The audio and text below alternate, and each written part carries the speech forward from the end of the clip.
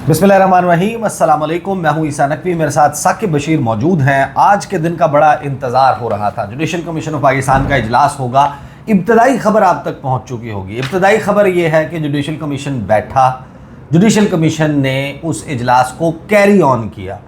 फ़ैसला ये हुआ कि जस्टिस अमीनुद्दीन खान की सरबराही में, क्योंकि ही विल बी और he is the senior most among the जजेस, जिनको चूज़ किया गया है आइनी बेंच के लिए, 7 रुकनी आइनी बेंच बना दिया गया है। हुकूमत से रिलेटेड जो मामलात हैं, जो सियासी मुकदमात हैं, आइनी मुकदमात हैं, जहाँ पर आर्टिकल 84, 85, 184, 185 और 186 की जुरिस्डिक्शन होगी, वो इस आइनी बेंच के पास चले जाएंगे। उसमें जस्टिस अमीनुद्दीन खान हैं, उसमें जस्टिस जमाल बंदोखेल हैं, उसमें justice Naeem Akhtar Afghan, justice Musarrat Hilali, justice Shahid Waheed, justice Ayesha Malik, justice Hasan Azhar Rizvi, justice Ayesha Malik और जस्टिस मोहम्मद अली मजहर। ये जजेस हैं 7 जिन्होंने सुनना है। लेकिन इस कहानी में हुआ क्या? जो बेंच है उसके ऊपर ज़ाहिर है कि खुश भी हो रहे हैं लोग, लेकिन वो आर्जी खुशी है, क्योंकि ये बेंच आर्जी है और एक नया ट्विस्ट है इस कहानी में। अब क्यों है ये कि ये आर्जी बेंच है?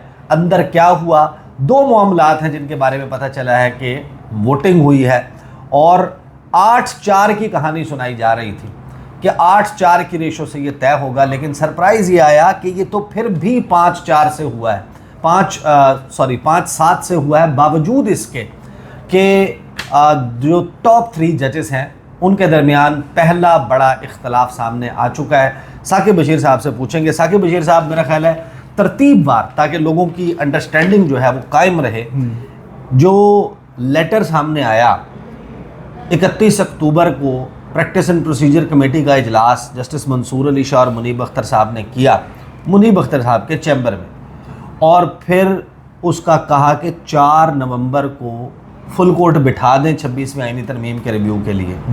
याहिया अफरीदी साहब ने उसके ऊपर कोऑपरेट नहीं किया इन 2 जजेस के साथ। इन्होंने तासुफ का इजहार किया, रजिस्ट्रार ने बात नहीं मानी, तो लोगों ने ये दावे करना शुरू कर दिए थे कि नहीं, अब तो हुकूमत के साथ याहिया अफरीदी साहब जाएंगे। तरतीबवार बताएं, इजलास कब क्या हुआ, कौन लोग मौजूद था, 2 मामलात हैं जिन पर वोटिंग हुई, क्या तफसीलात सामने आई? आज का इजलास जो अदलिया की तारीख़ है उसमें उसकी बहुत अहमियत थी, क्योंकि जुडिशल कमीशन ऑफ पाकिस्तान पहली दफ़ा ऐसे हो रहा है कि जहाँ पे पार्लियामेंटेरियंस भी मौजूद है, हुकूमत भी मौजूद है और अपोजिशन से भी पार्लियामेंटेरियंस मौजूद थे और जजेस भी मौजूद थे। तो पहली दफ़ा वो इजलास हो रहा था 26वीं आइनी तरमीम के बाद, और सुप्रीम कोर्ट की तारीख़ में पहली दफ़ा आइनी बेंचेस बनने जा रहे थे। और आइनी बेंचेस का जो तसव्वुर बना है, आगे चल के हम बात करेंगे कि ये बुनियादी तौर पर सुप्रीम कोर्ट के अंदर एक सुप्रीम कोर्ट जो है वो कायम हुई है। वो कैसे आगे काम करेगी, किस तरह आगे बढ़ेगी, वो तो आगे चल के बताते हैं। लेकिन आज का जो इजलास है उसकी जो तस्वीर सामने आई हैं वो तो बड़ी जो है वो ऐसे लग रहा है कि गपशप के माहौल में सारा कुछ हुआ है। लेकिन दरमियान में चीफ जस्टिस याहिया अफरीदी बैठे हैं, एक तरफ law minister, attorney general justice Munib Akhtar, और उसके बाद अपोजिशन के दोनों अशखास शिबली फराज और उमर अयूब बैठे हैं। उमर अयूब। फिर जब आप दूसरी तरफ नज़र दौड़ाते हैं तो जस्टिस मंसूर अली शाह, जस्टिस अमीनुद्दीन खान, 2 हुकूमती अरकान। अच्छा, वो उस साइड के ऊपर वो खातून जो है वो भी बैठी हुई हैं, बरोचा साहिबा वो भी बैठी हुई हैं। तो इस माहौल की जो तस्वीर है वो तो बड़ी जो है वो एक खुशगवार माहौल की लग रही हैं। लेकिन हुकूमत ने इस खुशगवार माहौल में बड़ी गेम जो वो डाली है और बड़ी जो है वो क्या कहते हैं, सुकून से वो उन्होंने ज़्यादा महाजराई उस तरफ नहीं गए। सिंपल उमर अयूब जो है उन्होंने ऑब्जेक्शन रेज किया स्टार्ट में ही उमर अयूब ने कहा कि इसका तो कोरम ही पूरा नहीं है कि ये जो जुडिशल कमीशन जो था इसमें 13 मेंबर थे और जो तीसरे नंबर वाला मेंबर है वो आइनी बेंच का सरबराह होना है। तो आइनी बेंच का सरबराह जो है वो आइनी बेंच ही नहीं बने, तो आइनी बेंच का सरबराह कहाँ से आ गया? तो 12 मेंबरान को हम जुडिशल कमीशन नहीं कह सकते। तो इस पे जो उमर अयूब है उन्होंने ऑब्जेक्शन रेज़ किया और अब जो तफसीलात सामने आई हैं उसमें वो कहते हैं कि 9-3 से उनका ये जो ऑब्जेक्शन था उसको रिजेक्ट कर दिया गया। अब आप अंदाज़ा लगा लेंगे कि 3 लोग 9-3 क्या है? कि दो तो पाकिस्तान तहरीक इंसाफ के, वही होंगे, उमर अयूब के साथ शिबली फराज शिबली फराज, तो एक बंदा और ऐसा है जो यकीनन हुकूमत का नहीं है, हुकूमत का जो तो यकीनन पाकिस्तान बार काउंसिल का नहीं है, अटॉर्नी जनरल भी नहीं है, यकीनन लॉ मिनिस्टर भी नहीं है, अटॉर्नी जनरल और लॉ मिनिस्टर भी नहीं है, वो बरूचा साहिबा भी चीफ जस्टिस भी नहीं लग रहे, जिन्होंने खुद इजलास बुलाया था, नोटिफिकेशन उन्होंने निकाला था और सारा जो है ना वो भी जो है नहीं लग रहे। तो अब जस्टिस मंसूर अली शाह और जस्टिस मुनीब अख्तर में से लाइकली ये है, हमें यानी कि जाहिर है कि हम 100% श्योर नहीं हो सकते अनलेस इट इज अनाउंस्ड, लेकिन इन दोनों में से किसी एक शख्स ने इस राय से इख्तलाफ किया कि ये, इस राय से इत्तफाक किया कि ये जुडिशल कमीशन मुकम्मल नहीं है, या आईनी तौर पर नहीं बुलाया गया, ये गैर आईनी है। 3 लोग ऐसे थे। अब बिल्कुल, तो इसमें फिर ये जब ऑब्जेक्शन ख़त्म हो गया तो फिर आईनी जो सेक्रेटेरिएट जो बनाना है इन्होंने कि जहाँ पे सारा इसका जो ख़त व किताबत होनी है या वहाँ पे कुछ सेक्रेटेरिएट के लिए स्टाफ होगा, ये वो सारा मामला उन्होंने डाल दिया है चीफ जस्टिस की सवाबदीद पर कि चीफ जस्टिस इस हवाले से इकदाम कर लेंगे। उसके साथ हुकूमत का लेना देना ही, सेक्रेटेरिएट को क्या करना है, जहाँ मर्जी बना लें, उसमें क्या है, क्या लिखा हुआ है। असल जो मामला था वो था कि आईनी बेंचेस में कौन जजेस होंगे और जो उनमें से हेड कौन होगा, ये असल जो है वो मामला था। तो इस हवाले से वहाँ पे बात हुई, बड़ी तफसील के साथ बात हुई, और अंदर की खबर ये भी आई कि शुरू में ये कहा गया जो जस्टिस मंसूर की जानिब से या जस्टिस मुनीब की जानिब से ये पॉइंट आउट की गई चीज़ कि चीफ जस्टिस की सरबराही में आईनी बेंच जो है वो बन जाए, और मेरा ख्याल में सबसे जो रीज़नेबल था वो चीफ जस्टिस की सरबराही में बनता, तो तब ही वो बेहतर होता, क्योंकि वो जो 2 सुप्रीम कोर्ट का तस्वर है वो चीफ जस्टिस जब नहीं है आईनी बेंचेस में, तो ये 2 सुप्रीम कोर्ट का तस्वर है। और ये बात सिर्फ अंदाजे पे नहीं है, अगर आप इसको लॉजिक के ऊपर भी परख लें कि जस्टिस अमीनुद्दीन खान की सरबराही में 7 रुकनी आईनी बेंच अगर 7-5 की वोटिंग से जो है वो तय पाया है, 7 लोगों ने वोट दिया है, तो यकीनन 5 लोग किसी और को बनाना चाहते थे। जो बाकी 5 लोग हैं वो जस्टिस अमीनुद्दीन खान को नहीं बनाना चाहते थे, 7 लोग बनाना चाहते थे, जिसमें अमीनुद्दीन खान साहब खुद भी शामिल हैं। और अगर वो चले जाते दूसरी तरफ, वो दूसरी साइड को फॉलो कर लेते इस मामले पे, तो फिर 6-6 की टाई पड़ जानी थी। अच्छा, इसमें जो शिबली फराज थे उन्होंने ये चीज़ पॉइंट आउट भी की। उन्होंने पहले ये कहा कि जो रूल्स हैं वो पहले बना लें, फिर जो है वो इजलास की कार्रवाई आगे बढ़ाएं। तो बग़ैर उसके अगर आप करेंगे, तो उन्होंने मिसाल यही दी कि ये 6 जजेस में से अगर जो टाई हो जाए तो फिर क्या होगा, तो इसलिए रूल्स पहले बनने चाहिए फिर बात। तो लेकिन वहाँ पे फिर ये सजेशन आई, क्योंकि आपको पता है हुकूमत पूरी तैयारी में गई थी, उनको पता था कि हमारे पास क्या वोट हैं और क्या मामलात हैं। उन्होंने कहा ये तो चले, जब मामला आएगा तो फिर हम देख लेंगे, पहले वोटिंग करवा लेते हैं। तो उन्होंने फिर जो है वो वोटिंग करवाई, और उस वोटिंग में फिर जस्टिस अमीनुद्दीन खान, जिनका वोट, जिसने हतमी जो किरदार था जिसका, उसने किरदार अदा किया, वगरना अपना वोट था। हुकूमत का 6 वोट थे, 3 जजेस थे और 2 उनके साथ शिबली फराज और उमर अयूब थे, और 6ठा वोट जस्टिस अमीनुद्दीन खान का अपना था। और अगर वो ये कह देते कि क्योंकि मेरे ऊपर वोटिंग हो रही है लिहाजा मैं इसमें शरीक नहीं, और ये भी कह देते से बाहर चले जाते जब उनका नाम डिस्कस हो रहा है, तो उस सूरत में कंफर्म 5-5 का मामला जो है वो 5-6 के आ सकता था। लेकिन बहरहाल वो वोट, और अगर वो दूसरी तरफ साइड कर रहे होते तो 6-6 से टाई हो सकता था, लेकिन ऐसा हुआ नहीं है। जस्टिस अमीनुद्दीन खान ने अपने जो सरबराह बन रहे थे आईनी बेंचेस के, उन्होंने उसके फेवर में ही वोट देना जो मुनासिब समझा। तो फिर प्रेस रिलीज आई, और प्रेस रिलीज में ये कुछ जो वो चीज़ें इसमें दी गई। एक चीज़ मैं इसमें ऐड कर दूँ कि जस्टिस अमीनुद्दीन खान, ये जो जजेस बने हैं, जस्टिस अमीन, जस्टिस जमाल, मोहम्मद अली मज़हर, आयशा, हसन अज़हर रिजवी, मुसरत अली और नईम अख्तर अफ़गान, ये 7 जजेस हैं। अब इसमें एक इंटरेस्टिंग चीज़ है कि जस्टिस अमीनुद्दीन खान और जस्टिस नईम अख्तर अफ़गान, इन्होंने वो मखसूस नशिस्तों के केस में एक नोट लिखा था, वो बड़ा ख़तरनाक नोट था, और इन्होंने ये कहा था, इनके खिलाफ जो फुल कोर्ट का फैसला आया है जी, इन्होंने जो नोट लिखा था ये कहा था कि 8 जजेस का फैसला गैर आइनी है और वो बाइंडिंग नहीं है इलेक्शन कमीशन पर। इलेक्शन कमीशन अमल करना ज़रूरी नहीं है। और फिर उसके बाद जो 8 जजेस हैं, उन जजेस की जानिब से जो जब तफसीली फ़ैसला जारी किया गया, तो उसमें जस्टिस मोहम्मद अली मज़हर जो अभी इस आइनी बेंचेस में शामिल हैं, जस्टिस आयशा मलिक और जस्टिस हसन अज़हर रिजवी, इन्होंने भी इनके इस कंडक्ट पर बड़े सीरियस नेचर के सवालात उठाए थे जो इन्होंने।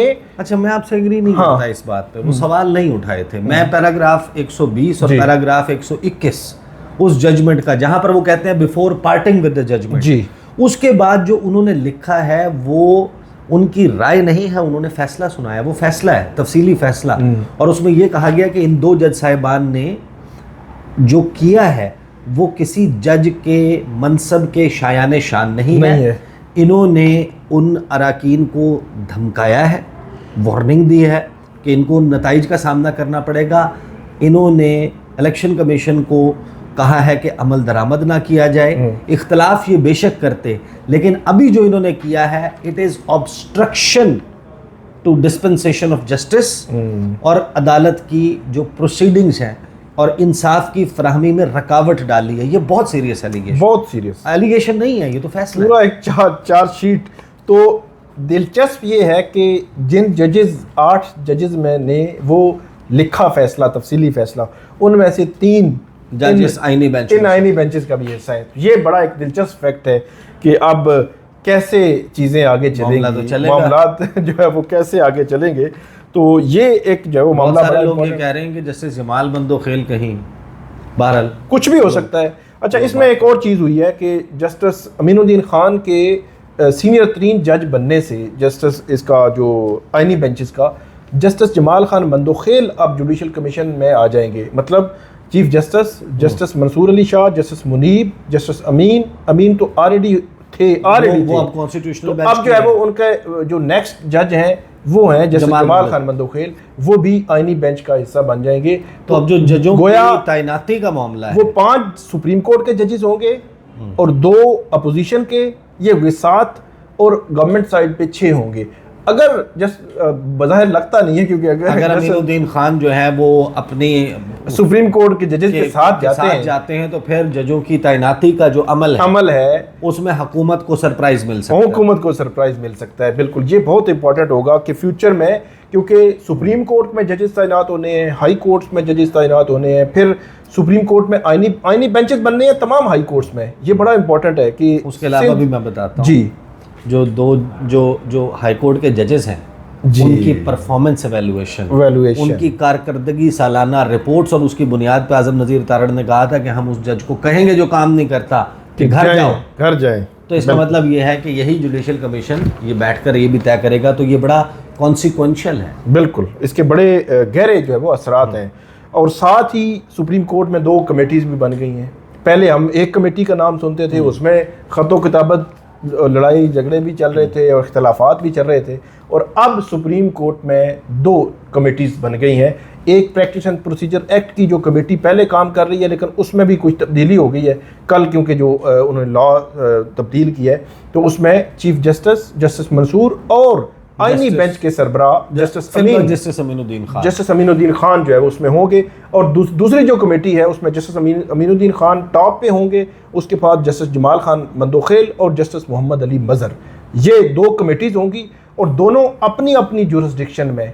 बड़े आसान और सादा अल्फाज में यही है कि जो आईनी मामलात जो आएंगे और जो अभी पेंडिंग है, वो सारे वो जो कॉन्स्टिट्यूशनल बेंचेस की जो कमेटी है, जो आईनी कमेटी आईनी बेंचेस की, वो देखेगी।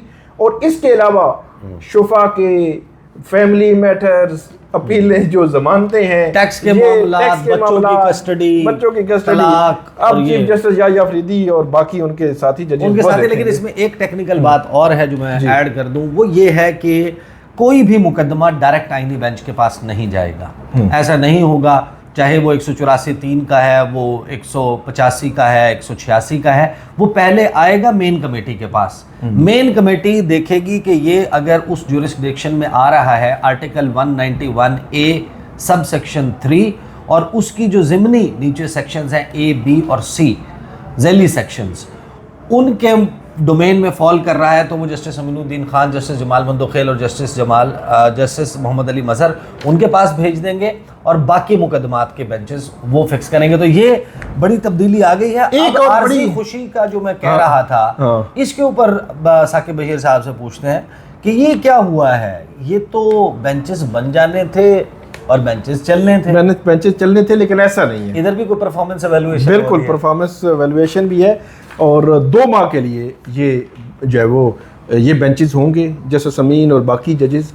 मुझे ऐसे लग रहा है वैसे ज़ाती तौर पे कि ये एक सोच हो सकती है, हो सकता है कि याया अफरीदी इस सोच पे एग्री कर लें बाकी जजेस को, हो सकता है उनकी कोशिश हो।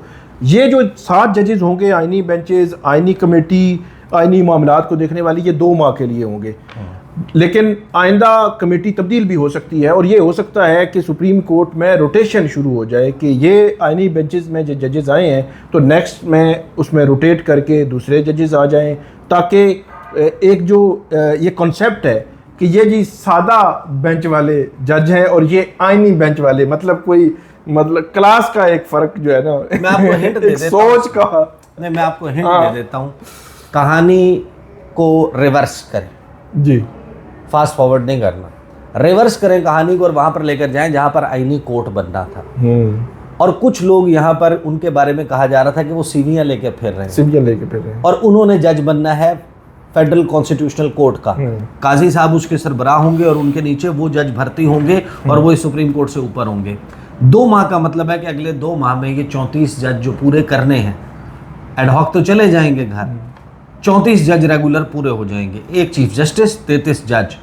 तो जो 2 महीने के बाद जुडिशल कमीशन बैठेगा और दोबारा आईनी बेंच बनाएगा, तो हो सकता है कि जो नए आने वाले लोग हैं, जो नए भर्ती होने वाले जज हैं, उनको डायरेक्ट कॉन्स्टिट्यूशनल बेंच में लगाया जाए और जो ये मामलात हैं ये उन्हीं के पास रखे जाएं, वो जो सीवी वाले साहिबान हैं। अच्छा, मेरी इस पे राय थोड़ी सी मुख्तलिफ है। माजी में वैसे ये होता रहा है कि सुप्रीम कोर्ट में अगर 2 से 3 असामियाँ भी खाली हैं तो 1-1 साल लगता रहा है। मतलब अभी रिसेंटली जस्टिस काजी फाइज ईसा ने 3 जजेस लाए थे और उनके पूरे 1.25 साल 13-14 माह के टेन्योर में 3 जजेस की ही ऊपर वो ला सके हैं सुप्रीम कोर्ट में। अब 17 जजेस को लाना, मेरे अपनी असेसमेंट के मुताबिक 1-1, 2-2 जजेस लाए जाएंगे और थोड़ा सा उसमें वक्फा रख के जो जजेस जो है वो सुप्रीम कोर्ट लाए जाएंगे। मुझे लेकिन बात फिर वही है कि वो 26वीं आईनी तरमीम का हम सोचते थे कि ये कैसे होगा, लेकिन रातों रात वो हो गया। फिर सोचते थे कि ये प्रैक्टिस एंड प्रोसीजर कैसे होगा, वो भी हो गया। फिर सोचते थे कि जस्टिस अमीनुद्दीन खान क्या आईनी बेंचेस के हेड होंगे, जहाँ पे जस्टिस मंसूर और जस्टिस याया अफरीदी और जस्टिस मुनीब जैसे जजेस मौजूद हैं, सीनियर हैं, तो वो भी हो गया। एक हिंट तो अब जो है वो एक हिंट मैं आपको और ड्रॉप कर देता हूँ, जी। फिर शायद आप अपनी राय को रिव्यू कर लें। आप साकिब भाई, जिस वक्त जस्टिस मुनीब अख्तर और जस्टिस मंसूर अली शाह ने ये मुतालबा किया है और फिर ये फैसला दिया है अक्टूबर की 31 तारीख जुमेरात के दिन कि फुल कोर्ट बिल बुलाएं और 26वीं आईनी तरमीम देखें, तो इसका मतलब यह है कि जो मौजूदा 16 जज हैं इनकी मेजॉरिटी जस्टिस मंसूर अली शाह के पीछे और 26वीं आईनी तरमीम के ख़िलाफ़ खड़ी। तो जब तक यहाँ पर आंकड़ा बैलेंस नहीं होता, क्योंकि आखिरकार कुछ मामलात पे फुल कोर्ट बनना है, तो मेरा ख्याल है कि नंबर जो है वो गेम बढ़ाई जा सकती है। ज़्यादा नहीं तो कुछ जजेस 2, 4, 5 जजेस ये फौरी तौर पर लाए जा सकते हैं, मतलब कोशिश हो सकती है। 11 को आप 2 से ज़रब दे दें, उसके ऊपर 2 मजीद रख लें, तो कम से कम इतने 25 तक तो जाएगी। ठीक है, ये अंदाज़ा है मेरा, जाहिर है कि ये in due course of time होगा। तो ये जनाब मंजरनामा चल रहा है, और इसी पर जो 36 घंटे में बड़ी तब्दीलियाँ आई हैं उस पर ज़िमनन एक बहुत ही अहम चीज़ है इस वक्त, जो ऐवान अदल की राहदारियाँ हैं वो क्या कहानी सुना रही हैं। ख़ास तौर पर जुमेरात 7 नवंबर क्यों अहम है, उस पर बात करेंगे अगली वीडियो में। अब तक के लिए इतना ही, इजाज़त दीजिए, अल्लाह हाफ़िज़।